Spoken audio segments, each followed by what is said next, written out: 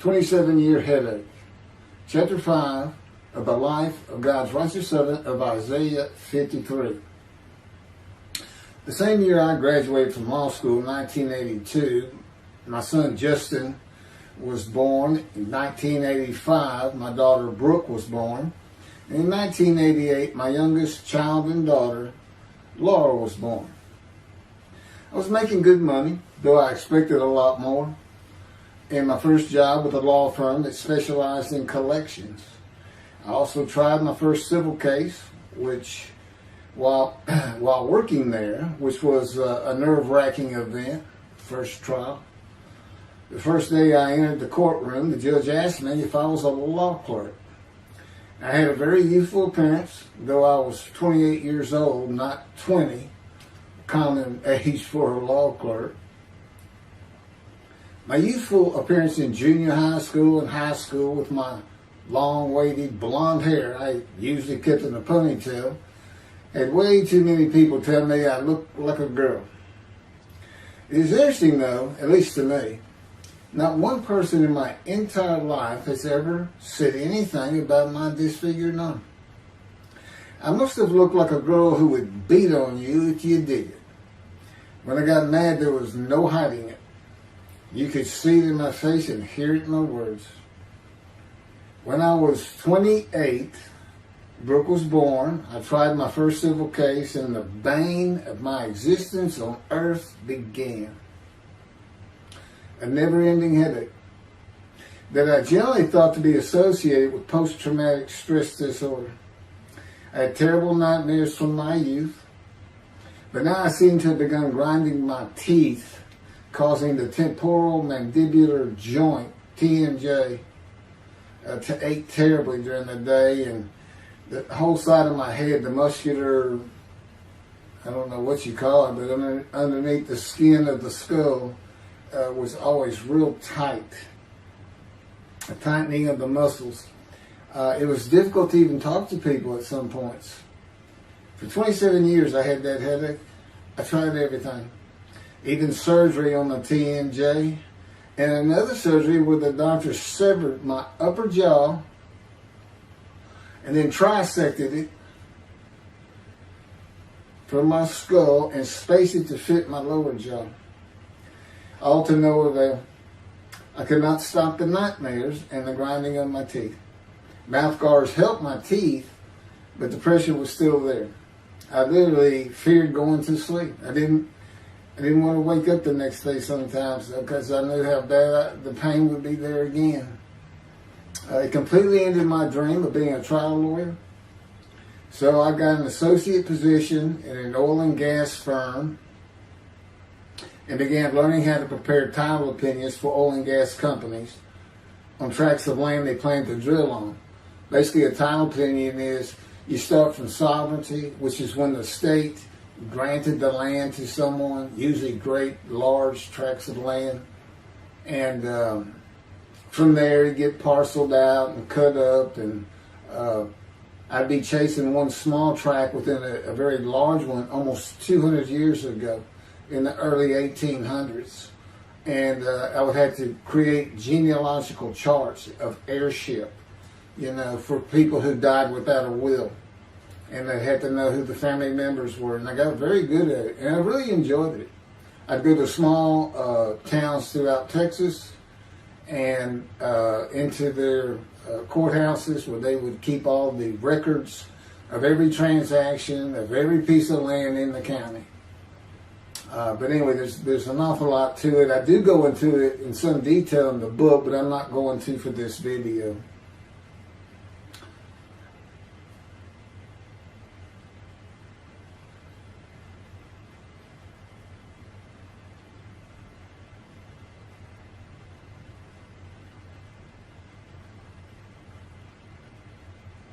Eventually, I had my own firm. It was just me in my own office, and I was doing very well, though billing hours for title work is generally lower than other areas of the law, by the hour.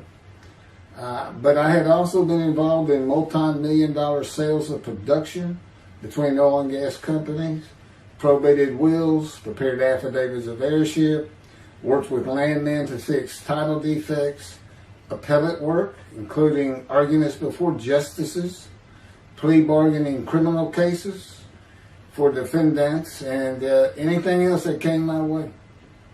Then it all stopped, and once again I was fighting for my life in 2001. This is chapter 6, skin, colon, and lung cancer. Oh, just God would have me tell you, he gave me those headaches. When he came to me, I stopped having nightmares. He provides my dreams for me now, and often as a learning experience. But the grinding of the teeth, everything stopped, and I thought it was just because I wasn't having nightmares, and took away any symptoms of PTSD, for which I was receiving money from an insurance company for disability, partial disability. And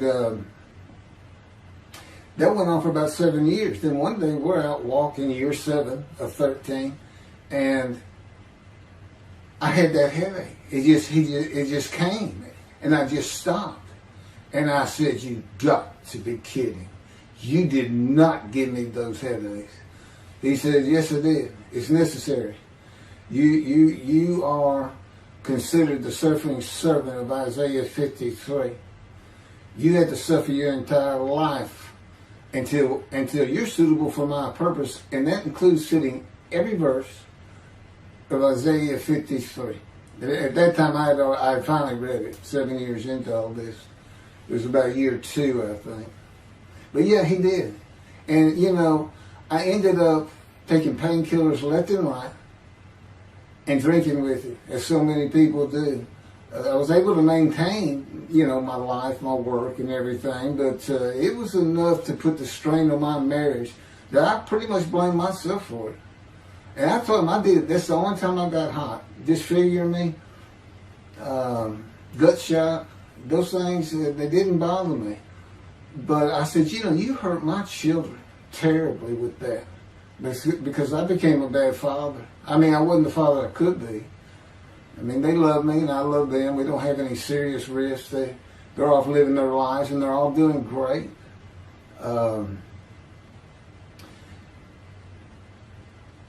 But if they consider themselves anything, they're Christians. And although I don't think any of them are overtly religious, or that they're in church every Sunday or anything like that, but when I started going to the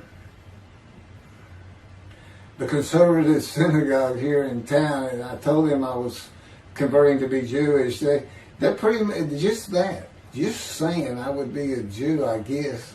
I'm not sure that I didn't believe in Jesus. It was probably more of it, God says. But really haven't talked to them much at all in 7 or 8 years. But anyway, so God gave me the headaches just to make sure.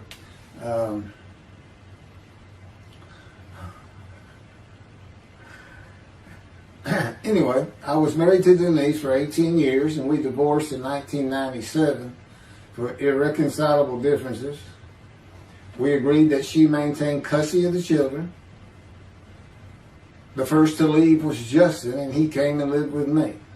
Then Brooke started getting in trouble, who is as tough as she is beautiful. Her mom's very difficult to get along with. Justin was a lot like me at his age, and trouble followed him everywhere he went. Like me, he was hard to talk to, and like me, his getting out of high school was a coin flip.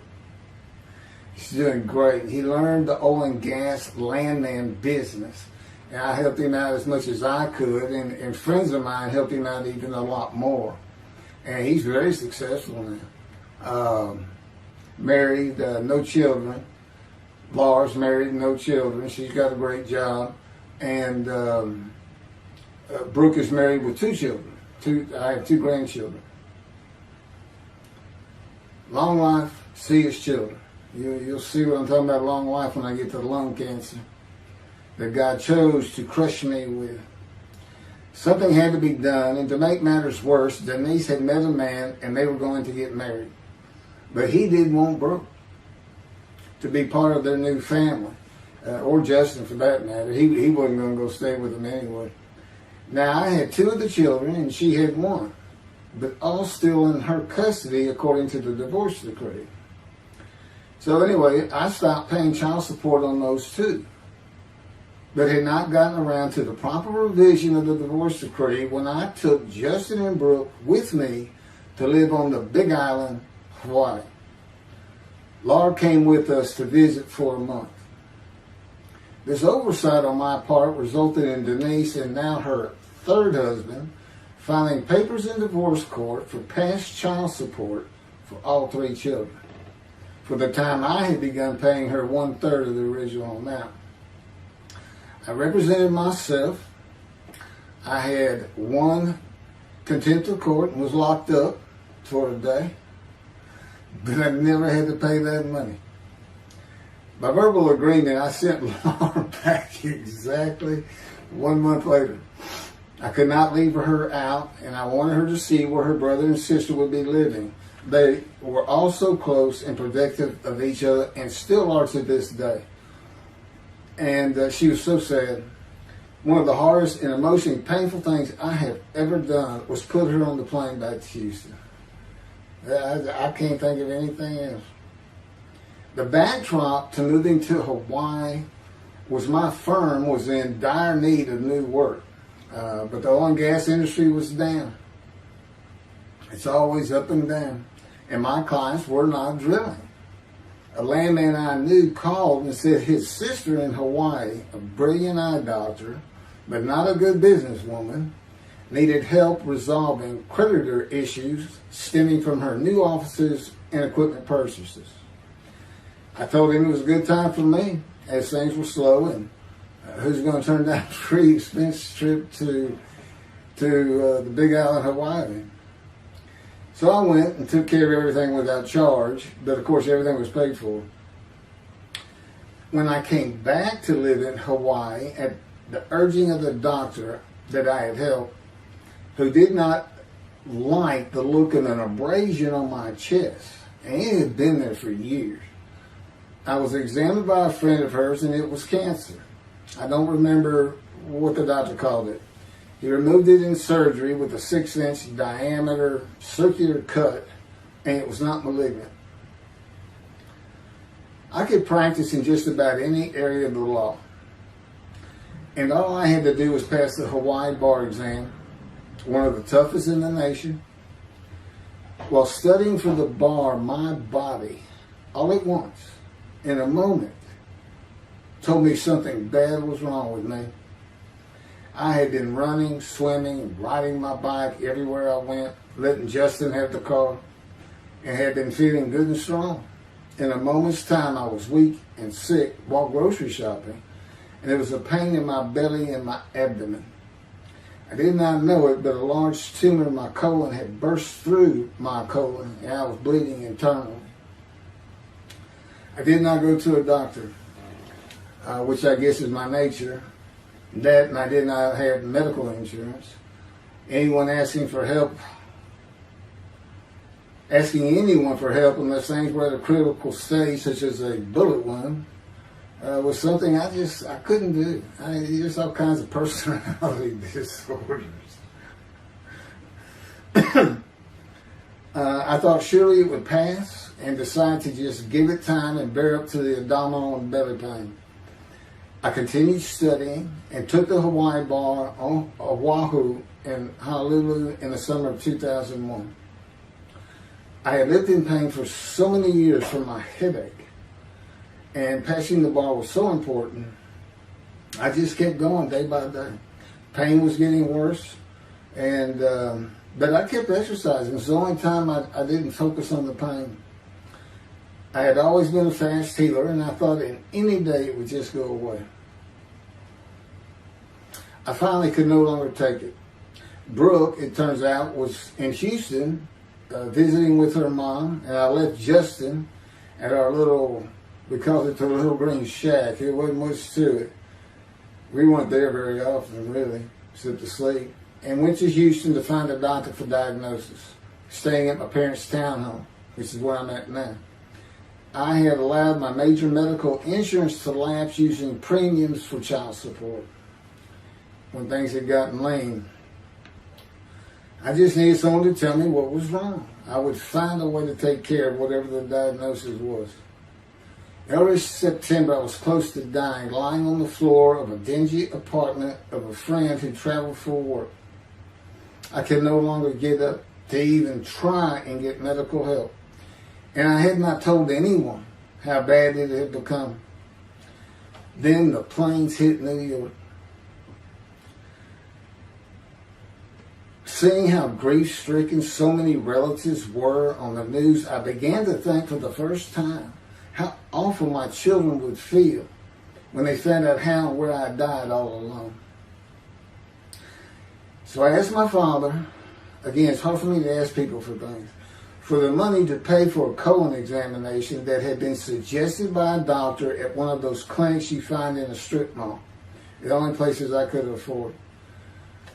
The doctor who performed the colonoscopy finally found what was making me so ill and unable to eat. A malignant tumor 6 to 8 inches long that had burst through my colon, and I was bleeding internally. You know, I come out of anesthesia, partial anesthesia, and he's holding this picture, and there's this great big purple blob, and he says, I couldn't get the scope past this. It's not a good way to wake up. To say it crushed me in my life is an understatement. The pain, the weight loss, inability to eat, all I could do was drink calorie drinks. Began about 4 months before the colon examination. That was 4 months of sheer pain. But as it turns out, I did pass the Hawaii bar exam. It was now early October 2001. The doctor told me, look, you don't have insurance. Go to Bentop Hospital. That's the hospital I went to when I got gunshot. I prefer gut shot. It sounds better. Yes, man. And he gave me the pictures from the procedure showing what he could not get the scope past. Just shaking his head and saying, you should have come in much earlier. So I went to Bentop thinking I was here in 75 on October 5, dying. But I did survive, and here I am again on the first week of October 2001. I showed the pictures to the admitting nurse.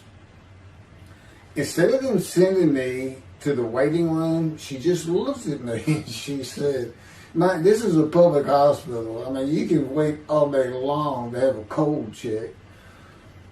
She looked at me and said, why did you wait so long? And how are you still alive? And I told her, I have no idea.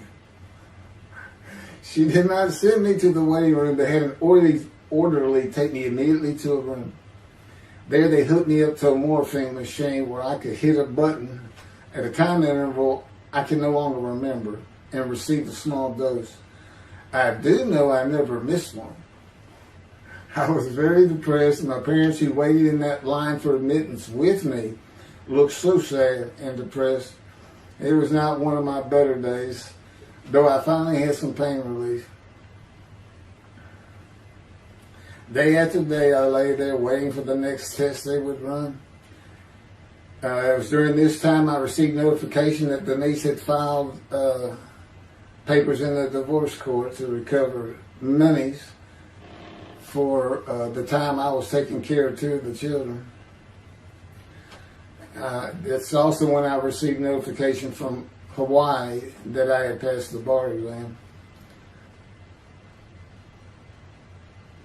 So, Bentop Hospital, what a lifesaver. I mean, young surgeons in like Baylor University, medical schools, it's a prime position to get your hands on if you're going to be a surgeon. Because you're in surgery all day long and all night long, as long as you can stand up. They're bringing people in. It's just a real hot spot in Houston and a great hospital. But it's not a place you want to stay. You really don't. My doctor would come in and be out so fast I never knew what was going on.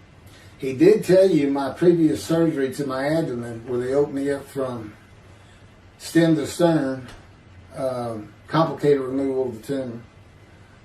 On October 25, my son's birthday, who was now stuck in Hawaii, They cut me open again and removed the tumor. It was about a week or so later, I was released with a schedule for chemotherapy. I returned to the dingy apartment all alone, and I just stared at the television for weeks. And chemo is so depressing for those who have to go into it. A small room with big chairs for about 20 people who all look like death, including me. Everyone with an assortment of bags of chemo dripping into our arms for hours. It took about 8 hours before I really got sick from it. And I had to park a long way to avoid paying for parking and drive a long way to the apartment. It was a very gloomy fall and winter. When I completed my chemo of once a week for 6 or 9 months, more tests were scheduled. I do not remember how many months the chemo lasted. I do remember I did not finish, missing the last 3 sessions. At the end, I could not get out of the door without bursting into tears and just not go. It just wore me down to nothing. On the bright side, it was my door.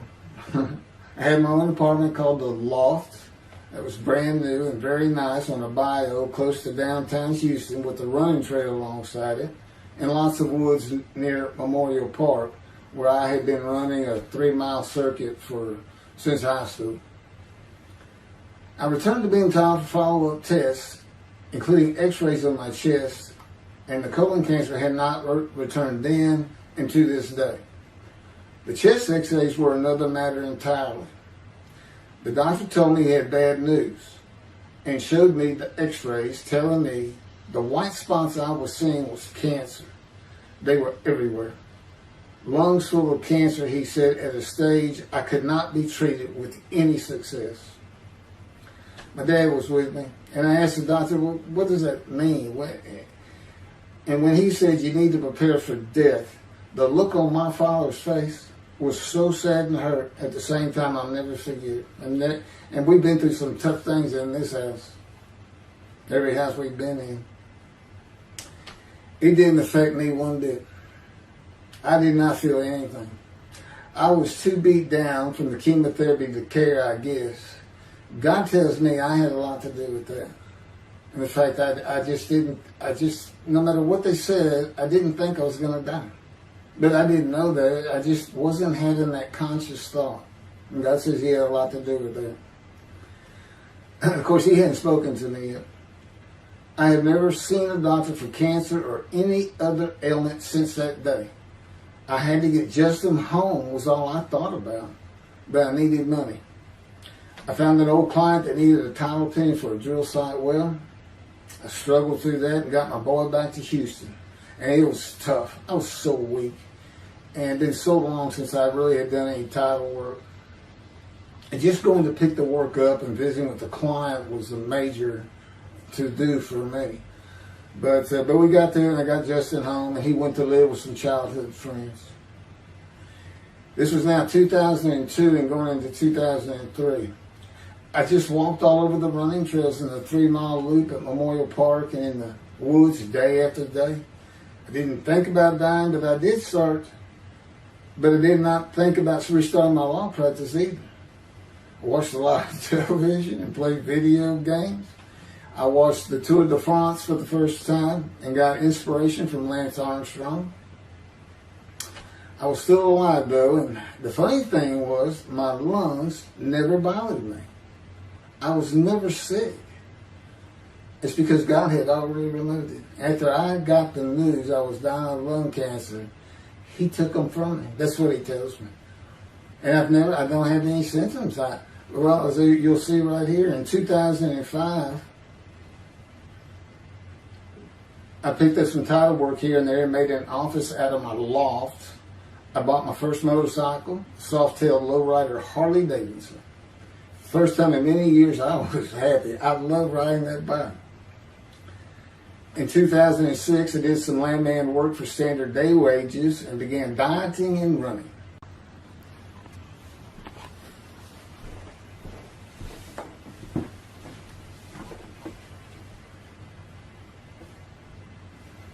once again, my camera only goes for 29 minutes and 59 seconds, and I'm going to back up just a little bit. In 2006, I did some land work for standard day wages and began dieting and running. I had never been a swimmer in terms of training for it. I love the water and swimming, but I never trained with laps at different paces and various distances. Mostly because I was so slow, because of my right arm. I was reaching an age, though, where endurance in my running was more important than speed. And so endurance swimming was too. In Hawaii, I had seen the athletes come to Kailua Kona, where we live and where the Ironman triathlon begins and ends. Matter of fact, my little green shack was just right on the route where they start. That was a fun week. It was amazing watching the athletes train and prepare for the race. I would think to myself, a human being, the human body cannot do what they are doing. Yet they were and they did. It's just amazing. I decided to learn how to swim more efficiently and how to train for distance and endurance. Get a regular and triathlon bike and enter some triathlons. I was still alive and finding a direction and purpose in my life. Training every day for long periods of time. It really helped with my headache and I slept better. In 2007, I signed up for the March 30, 2008 Lone Star Half Iron Triathlon in Galveston, Texas, and the October 5, 2008 Longhorn Ironman 70.3 in Austin, Texas. You cover 70.3 miles, and you got to do it under 8 hours. And I did real well in the first one. As far as my time, it's 7 hours and a little bit, but I barely made it without disqualification in the one in Austin, and it was primarily because of the hills. It's this very hilly area in central Texas, I guess, but I did make it, and swore I'd never do another one. But I did that after the first one too. It's tough. My insurance was still paying for my inability to work, primarily based on the headache and a diagnosis of PTSD. So I was not working, and I got real serious in training to swim the 1.2 miles in the ocean, and that would be in Galveston and in a lake in Austin, 56 miles on the bike, and a half marathon, 13.1 mile run. That's what I was able to do with a diagnosis in 2001 of lung cancer that could not even be treated, stage 4. And that's just about impossible. It would take a miracle of God for that to happen, because generally you're going to die within 1 year. They say if you get lucky with good medical treatment, you might make 5 years. But 1 year is the standard, if you can make it that long. That's my proof that I offered myself to guilt for God. Because you can't, it's not something provable. All you can do is show the result of that offer. And again, guilt's an emotion. I got way too many videos and everything to get too detailed on it. But that is the proof. You know, I got the colon cancer 20 years ago when the planes hit New York. And it was 2000. Oh, that was 2009, right. Too many things go through my mind when I start thinking about those cancer years. But God, He removed it. He had something for me to do, but that's verse 10. God chose to crush him with disease. And as I've mentioned, the reason He chose that is to show that I was blemished, defective, could not possibly be an offer for sacrifice, because He knew what the Gentiles were going to do. They were going to put an unblemished lamb in there and call the Jewish people's Bible their own, and use the laws of Leviticus, not unlike Mr. Toby, a singer, and his 6 million blemished ram sacrificed by Hitler, the righteous servant of God. How that seems to read.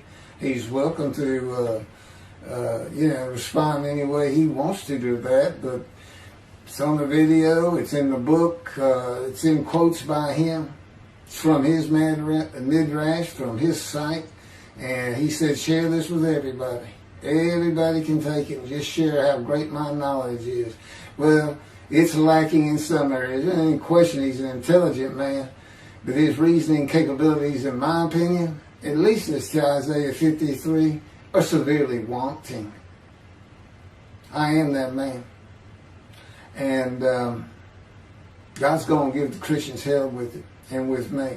Just like I just heard this for the first time on the video. When all of a sudden he had me say that Jesus announced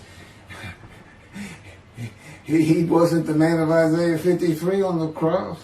When he said, Father, Father, Father, why are you forsaking me? Because he was about to die. In Isaiah 53, who he thought he was, and he's not, who he didn't fit the verses, but he thought he was, he's supposed to be exposed to death, but given long life. So boldly he goes into the Roman Jerusalem and gets himself taken up. He's not worried. Delusional, yeah, maybe, but as far as I'm concerned, he's nothing but a story. He never existed. And the story starts with the Essenes of the Red Sea Scrolls and the teacher of righteousness. Real quick, I'll go over that. Here's the thing. Their founder is called the teacher of righteousness. Okay? They were great followers of Isaiah. They had the great scroll of Isaiah. They're prolific writers and copyists. They had their own gate at Jerusalem. The Essenes gate. Now, the New Testament never mentions them. You got Pharisees, Sadducees, Essenes, but they never mention an Essene. And Jesus, quite frankly, would have been one of them. Because they embody who he is. They didn't like riches, hated sinning. They didn't like material things. They removed themselves from Jerusalem, in the most part, to those caves by the Dead Sea for that very reason. But they did have a gate. They still had people who would be there, and you know what they would do at the gates? Tell stories. That's what you do. You tell stories, and it is a great story. Here's this guy, he's connected with God. Back then they believed men were gods. Caesar was a god. Over in Egypt you had the same thing going on. It's a common thought that men could be gods. And this story just springs up. And they didn't even question. They'd have gone and questioned him. I mean, they're sitting right front and center in Jerusalem. You think they didn't hear about this man walking on water, raising the dead, feeding 5,000 with 2 fish and 5 loaves, turning water to wine? That alone, Rome would have said, Caesar would have said, he does what? He turns water to wine. Bring him to me. Don't touch a hair on his head. You don't kill the man who turns water to wine. You send him out with your armies. Make your men happy. It's there's so many ridiculous aspects to it. Most particularly, God performed a human sacrifice for the sinning Gentiles. He's left the sinning Jews for the sinning Gentiles. But he gives them an out, these Gentiles, not his chosen. He gives them an out. I know, I'm going to kill my son for you. So that you'll be forgiven of violating my commandments and laws. If anybody knows God, and the Jews do, and I know him like nobody's business, that's not him. That's not him. I mean, he told the Jews, I'm never going to leave you, but I will punish you. Now that's him. That's him. And he'll put you through hell just to make you a better person, a better people. And he has no plans of changing that. He's not going to change the minds and the thinking of billions of people to make them love the Jew. He's just not going to do it. And the practicality is he didn't create man for him to even be able to do that. Now, he could have created humanity where he could do that. He could change the mind of everybody at the same time. But I'll tell you on this, he's been working on my mind for 13 years. It is one brutal cop bump. It's a very one-on-one affair. Now, he says, I could just kill everybody. I mean, that's easy enough. That's easy. I could just kill everyone, but He said, that's not, it's all about this. You got to know how to read the Bible. It's written for antiquity first, and the Dark Ages, and then the Age of Enlightenment. I mean, basically he's saying you've got to go back over it. You've got to check these guys. You got to check Rambam and his speech. God's going to make the world speak Hebrew. Or, they will be the pure speech. You got to check some of this stuff. And I read Rashi's, I went through his Isaiah 53 Midrash, and all I can say is very unimpressed. I've seen what he has to say in Malachi. He didn't pick up on any of this. He didn't know what the angel of the Lord is, the angel of the covenant that you desire. He doesn't know how Moses goes by a burning bush that's not consumed. The angel of the Lord is in there, and God speaks. I do. To me, it's just like, well, you just get some basic concepts, and all of a sudden, and quite frankly, it'll open up the scripture to the Jews. They can put the Talmud aside for a little while. But I will say this. God says, if you can study it, study it. There's all kinds of great things in it. Just be real careful about what you teach from it. And it's useful for heaven. If you like to talk about Talmud as a scholar with other Jews who may very well be in a scroll of remembrance with you, you can meet up with them. You'll see them in the meeting places, have them over to your room. Y'all can watch the new earth being created and the new peoples of God chosen, and watch the evolution of the chosen people. And humanity, the same as this one. God says, why would I change it? Why would I change it? When I did it, it was perfect. And you can tell Mr. Singer that the evolution that he's talking about, where all of a sudden the world's going to love the Jews, been going on for over 3,000 years, and it hadn't even. And today, anti-Semitism's up, and David is here. It's not going to happen. Thank you very much. I will be doing. Was that 5 and 6? Yeah, that was 5 and 6. Now the book picks up at chapter 7. It's on a video when God first speaks to me. And it's very interesting. And we'll still be putting some videos out. But I've pretty much covered all the major material. Everything from Isaiah 53 and the day of the Lord. There's a few more things. And it's a better read than it is a video watch. But, for those who like to read. But it's covered very well in these videos. And now that I put in the personal part in, which is to show how I fit Isaiah 53, and you see the difference in my life. Now that's a life of suffering. That's a life of pain. That's a life of familiar with disease. They say, gee, well, he died on the cross. He was scourged. He was scourged and this and that. Do you know how much he suffered in his life? I mean, he's not even in the conversation as a man of suffering. He's not in the conversation. Thousands and thousands and thousands of people died horrific deaths back then and by crucifixion. He's not the only one. This is descriptive of a man and his life. So you can find him, identify him. And what did he do? He never suffered. He was never sick, ever, until the last day of his life. He's 30 years old and he's got one day under his belt of pain and suffering. To me, you're not even in the conversation. I mean, that's nothing. That's not even suffering. That's just, you had a bad death, sorry. You got whipped first. You got whipped. One gospel says the scourging was an open-handed slap to the face. Now, the other three do say scourge. But then and then every movie you see, he's carrying that cross. He's all whooped up and bleeding, this and that. He carries the cross in one gospel only. In the other three, it's carried for him. And then he's on the cross, and what does he do? Father, Father, why have you forsaken me? And then the gospel says, one of them, and then he gave up the ghost. He gave up and died. I laid in the back of an ambulance for 8 hours, doing everything I could in my power to stay alive. Just gave up the ghost. There's another video where we make that a little bit more humorous. Anyway, thank you for listening, and I guess that's it. Thank you.